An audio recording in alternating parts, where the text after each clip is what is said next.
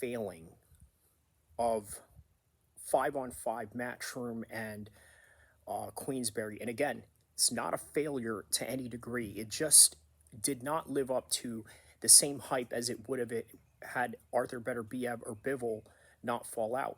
Still a great card, but on the UFC side, I got to tell you, they never disappoint. Obviously, you have Costa and Strickland in there. Now, if you're one of these people that lives under a rock or don't really follow mixed martial arts on a weekly basis, you would probably be surprised to find out that Costa and Strickland are in this card. I urge you guys to take a look at the video that I made called Nazi Champ of when he won the 185 championship against Israel Adesanya. We're going to talk about that. Islam Makhachev and Dustin Poirier. Dustin Poirier's last ride, per se, right? Literally his last chance to win this title, because he's had so many chances before. He's held the interim belts, he's held the BMF belts, but for all the marbles that he undisputed, that is what he is gunning for, and that is the storyline that we have going on. So let's start literally with the first fight of the night, right? You have Tumen DeBarrel. It's very hard to pronounce this guy's name. Lives somewhere in the mountains, somewhere in China and whatnot. Obviously, a very exotic name, taking on Andre Lima. Both 8-0. Okay, so what do we know about Tumen DeBarrel? He was a vet of the Road to the UFC card, those same cards that they use to basically develop talent out in Asia, right? This is an indicator that I got to be honest with you. He doesn't have a standing chance against Andre Lima. Not only that, right? Andre Lima has a great kickboxing background, has great takedown defense to go along with that. And also, you got to take into consideration, this is a short call fight for Tumen. He was a late replacement, and that's never a good thing. And then considering the lack of caliber and pedigree that he has going on, you have to understand, if you are a vet of Road to the UFC events out in Singapore, out in I believe the Philippines or Thailand or wherever else they are developing this particular brand, you're not going to have that high caliber of, let's say, the same guys that train out of AKA or guys that train out of Sanford, all those guys that train out of America Top Team in Florida. It's in comparison whatsoever. So we're dealing with a very underdeveloped fighter taking on a very developed prospect. It's going to be a win for Andre Lima. More than likely a knockout in the first or second round. He's going to pick him apart. If not, go to a decision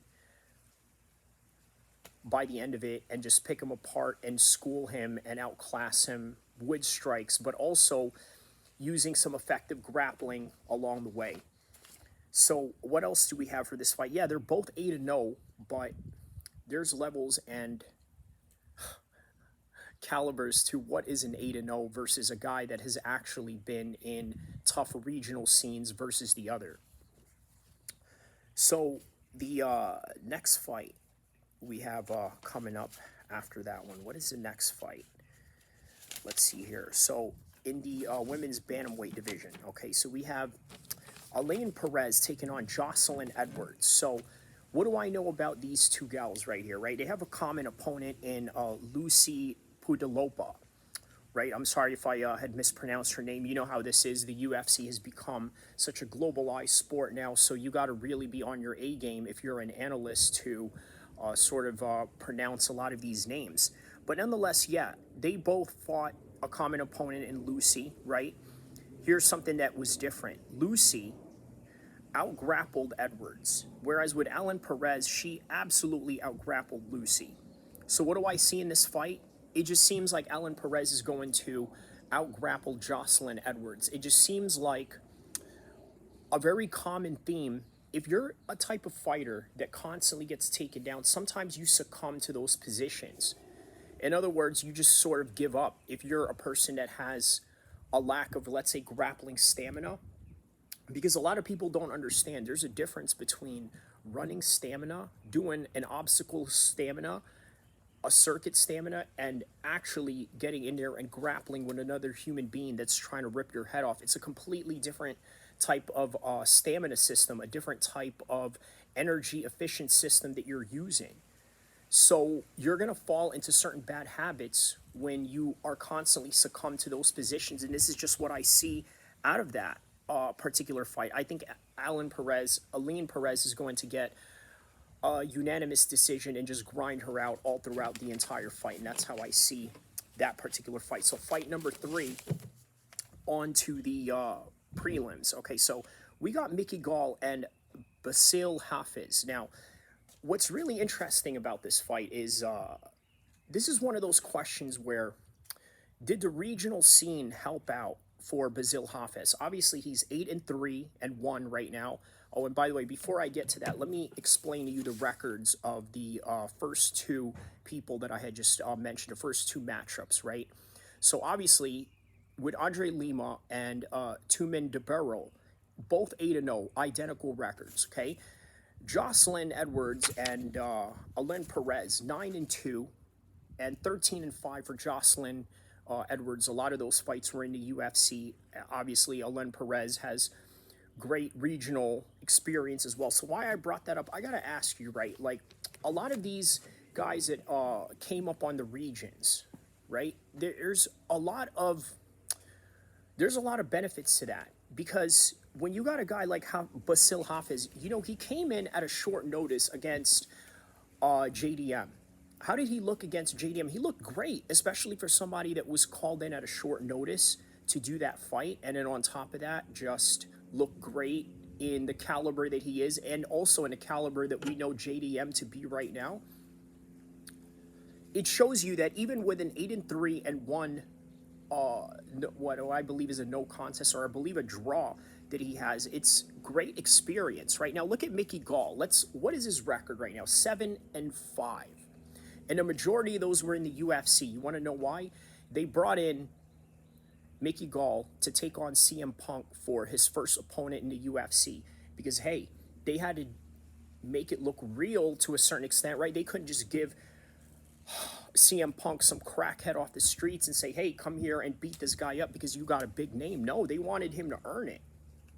So Dana White went on to do those YouTube shows that he does called Looking for Fights, where he recruits people and does basically a vlog out of it.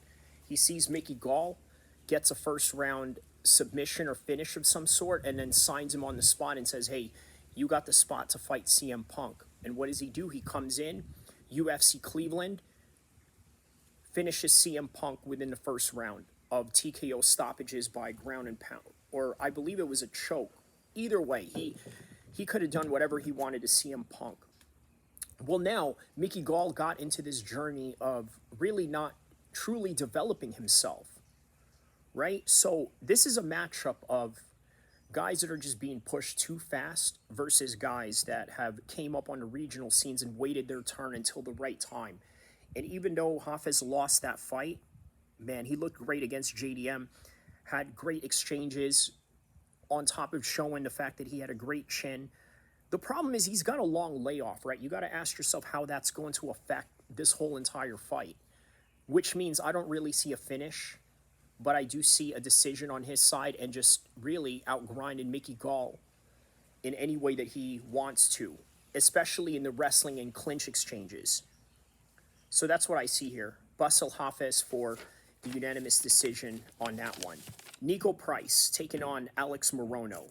Nico Price, 5-15, 7-0, and 2 no contest. Alex Morono, 24-9-0, 1 no contest. So here's a couple of things I noticed about Alex, right? He did great against Buckley. Had a bit of a struggle against Court McGee. And by the way, Court McGee is quite very well-rounded, if, I mean, for at least his level, right? Nico has been KO'd by Lawler, okay, which literally was Robbie Lawler's last fight.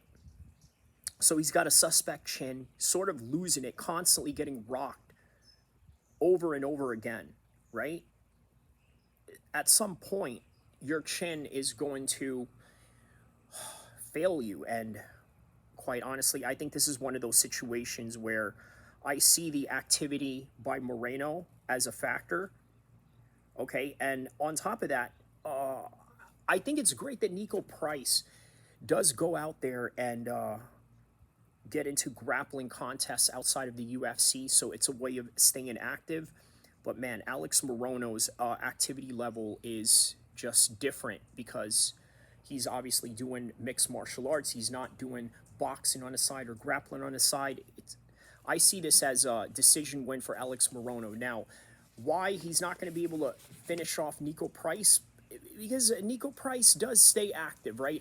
You got to understand, it takes special types of human beings to finish him. Obviously, Robbie Lawler, you could say, is in that category, even though some will sort of suspect a very suspectful punch or whatever, however you want to say. Look, it depends on how people feel at a certain day, right? You can say that, oh, maybe the fight was fixed, or then you're kind of delving into federal laws that you're breaking in, that type of territory. I don't know, man, but rest assured, understand this from somebody that has actually experienced being in there. Understand this, right? Some guys are just on in certain days, and some guys are not, and that's just really the reality of this particular fight. So on to the next one: Philip Rowe versus Jake Matthews. So Jake Matthews, from what I've noticed, really has a problem with tall opponents due to the fact that he likes to fight with hooks, lacks a lot of range in his fighting, doesn't really utilize a lot of jabs.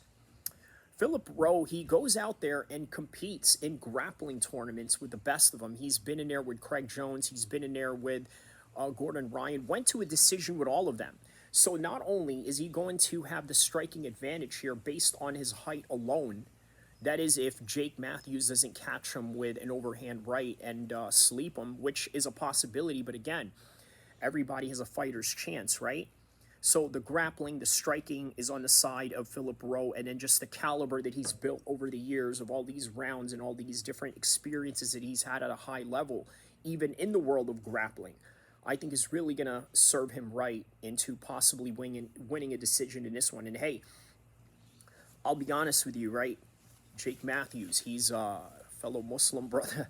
You know what I mean? Like, of course, I'm going to be biased towards him, but I got to call it down the middle. And I got to say, this is going to be a very, very difficult fight for him. And we shall remain and see how he does. And remember, Neil Magny seems to be the measuring stick of this particular division at 170, right? I urge you to take a look at some of the mutual fights between these men to sort of understand what I'm talking about. So, next fight number 6, right? Grant Dawson taking on Joe Skaleski. Grant Dawson, very impressive record, 20-2 and 1 no contest or a draw. Joe Skaleski, 13-4, sort of not a journeyman record, but not a 50-50 record either. Grant Dawson obviously has a better record. Joe is coming off of getting KO slammed, right, in his last fight. And a part of that is because a lot of guys that are too comfortable with jiu-jitsu, they love to fight off their back. And sometimes this can be very, very problematic. And as a result of this problematic issue of being too comfortable of fighting off your back, you're susceptible to getting punched in ground and pound positions. You're susceptible to getting thrown around. You're susceptible to somebody transitioning on top, whether they're going from a half guard position to a full guard position, and then moving on to, let's say, a side control, and then maybe even moving into a north-south position, right? Especially if a person that you're fighting has top-heavy game, in particular wrestlers, right? Again, this is the reason why you can be susceptible to getting slammed if you constantly lend yourself in those positions. So it'll be really interesting to see how he comes back from that. Grant Dawson, the much more technical fighter, probably the much more well-rounded fighter. Joe has no damage power whatsoever, right? And let me explain what I mean by that. He lacks meanness. Some guys that you notice that are real ferocious finishers, like Mike Tyson in his prime, for example, right?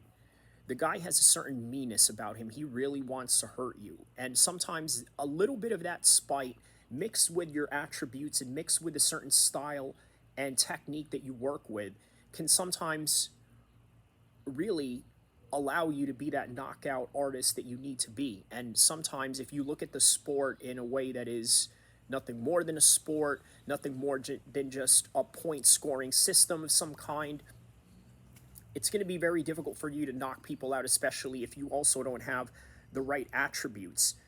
Grant just has the better striking, a lot more fluid, very basic in his shots, knows how to throw front kicks, roundhouse kicks, and on top of that, stay on his jab. So he's going to fight a very technical and very disciplined game plan at that.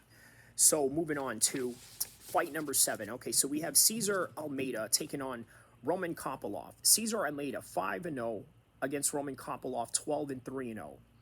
Okay, so Roman has more experience fights with finishing abilities, and this is one of those fights where Cesar Almeida really has to try to advance a whole lot early. Okay, I'm going to be honest with you. I see this as a win for Roman, but won't get a finish. He's going to get a decision on this one. He's a lot more well-rounded, and wherever this fight is going to go, I think he's going to get the better of these exchanges. So, as a result, I'm going to give it to him by decision. And don't be surprised if it even goes to a split decision because, hey, some guys that are undefeated, 5-0, you never know what kind of competition they've dealt with before. But that also lends itself to a whole lot of mystery when you go in there as the experienced dog in the fight. So, next fight. We got Randy Brown against Eliezer Zaleski dos Santos. 37 years old. Randy Brown a little bit younger, still a bit of a spring chicken compared to dos Santos. 24-7-1. Randy Brown 18-5-0. Randy Brown is a good matchup for him. He will have the boxing range. He does great versus very stocky guys, and guess what? Dos Santos is exactly that. Now, his past opponents, Dos Santos, right, shows that the taller opponents seem to open him up for kicks. And then on top of that, you also got to take into the age factor that he's a little bit older. And yes, it is at 170, but you got to understand, right? The lower weight classes, historically, the older that you get, it doesn't lend you any favors. But the higher in weight that you are, let's say 185, maybe you could fight up until your 40s, late 30s at 185, then at 205 even further, and then a heavyweight you could fight as old as 45, right? After your 40s, you have 5 more years after you to still be elite. But then again, that's not guaranteed, and different people vary different ways, and we can only speak for the statistics that we have and the range and the age, and not only that, the non-susceptibility of Randy Brown for this fight, I think is going to offer him more advantages than Dos Santos. So I'm going to go with KO by Randy Brown, somewhere in the first or second round. Okay, so next fight, the 9th fight of the card. Okay, so we got Jailton Almeida taking on Alexander Romanov. Now, Jailton has bad matchups every fight, right? Especially after the Curtis Blades fight. Now, this right here, I think, is a little bit of a better matchup for him.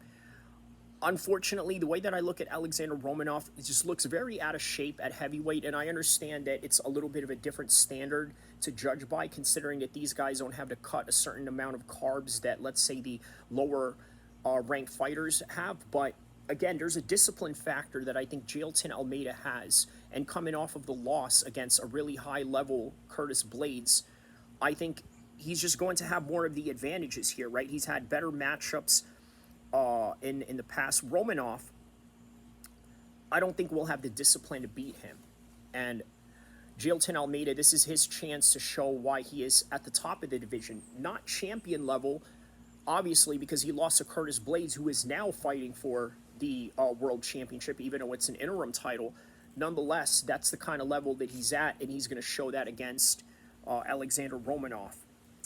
I don't see this fight going the distance. Jailton Almeida, perhaps submission somewhere in the second round. So, next fight, we got Kevin Holland taking on Michael Oleksiejczuk. Now, I got to tell you what's great about Olejanchuk. He's been training out here in the United States, right? Obviously, he's from Europe, okay? That's going to lend himself some advantages. Here's something that I noticed about Kevin Holland that I think is going to lend him some disadvantages. He doesn't seem to be worried about the result of the fight. Think about this. The record that he has, okay, 25-11, and then Olejanchuk a little bit better, 19-7. Nonetheless, okay, that's what we're dealing with. Let's say he loses his fight by decision. Does it really matter, or does it really change the aura or the social media presence of Kevin Holland? I think not. Now, for Mikhail, I think this is a great matchup for him. He's going to win based on the grappling exchanges alone. Okay? Kevin Holland, not enough explosiveness anymore. Too many weight cuts he's been doing. And plus, I think Michel is very underrated. I think Holland will have a hard time finishing him. But I could honestly see Michel having a hard time finishing him as well. I think it's going to be Michel by decision on the grappling side of things, because if all else fails, he's going to go to the grappling and show where he is most superior at. And quite frankly, Michel is superior in every department of the mixed martial arts compository individual sports that we're talking about, if not mixing it all up together. So he's going to have a distinct advantage for this one. It's going to be a decision win for him. Now, how about this? Sean Strickland versus Paulo Costa. This is a very big surprise, right? And I told you guys, a lot of people are really forgetting that Sean Strickland is still one of the best middleweights in the world, if not the best, okay? And why do I say that? The last fight that he had proved that. All Dricus du Plessis needed was one judge to say that he won the fight in order to crown him the best middleweight in the world. But it doesn't dismiss what you see, what a person is capable of, and the actions that take place, especially with the statistics and the metrics that are being measured in terms of Sean Strickland's performance.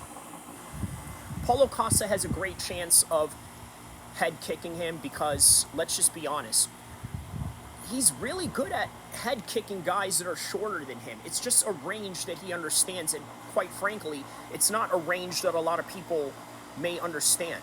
Now, with Costa, yes, like again, he connects head kicks with shorter fighters, and this is one factor you got to take a look at. Also, Costa sort of sets his... He's sort of set in his ways, doesn't really look to improve anything. And I think that sort of worries me. And again, Sean Strickland is no different than that, because what does the guy do? He does the same thing every training session. He goes in there and spars, doesn't really do anything different. However, for the guy that spars more, as opposed to the guy that doesn't really go out and learn new things, I think the guy that spars more is the guy that learns new things and can implement more in their upcoming fight.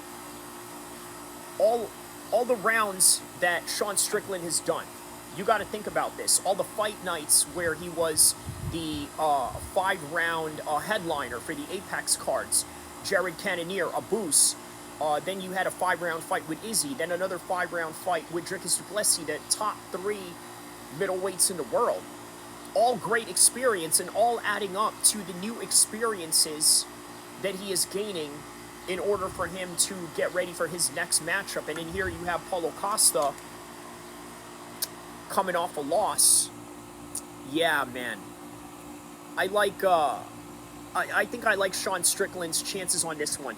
Now, is he going to be able to finish him? I don't think he can. I don't think he can. But Costa is tough. However, Costa is inconsistent. And Sean Strickland's activity and his activity in the gym with the sparring is really going to help him with this fight. So, now, moving on to the main event of the evening. Okay, Islam Makhachev versus Dustin Poirier. Islam Makhachev, 25-1. Dustin Poirier, 30-8, going into his 39th professional fight.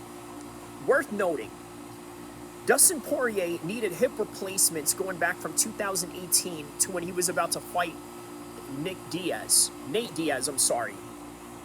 which means he can't kick. And in other words, if he gets taken down and put on his back in a full guard position, he's going to have a hard time hip escaping.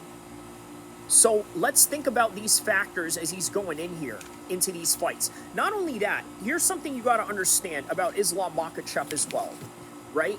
Islam Makhachev's striking is ever improving. Now, could you say that Dustin Poirier also has an improved striking game? 100%. He's got that going on. But you can't improve much when you have an injury going on. And as a result, I think that that is going to give more of the advantages to Islam Makhachev.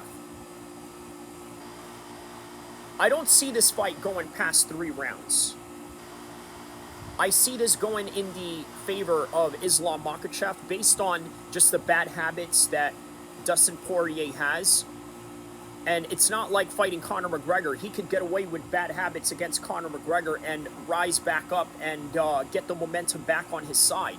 Islam Makhachev is a guy that you have to really be on from the minute of the time that you ring the first bell of the first round all the way to the end of the championship rounds. And I just don't see Dustin Poirier surviving based on technical deficiencies, health deficiencies, based on his new hip replacement that he had to do.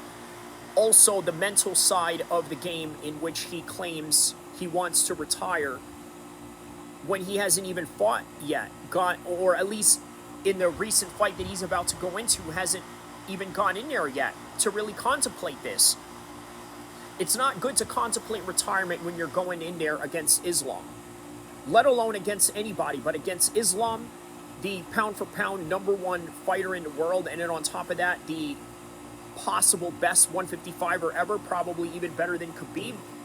It's a tall task for Dustin Poirier. But anything that he does more than that, in my humble opinion, is going to be an overachieving success. But an upset, I don't see it happening. So don't forget to like and subscribe. I will see you guys on the next content to come, inshallah.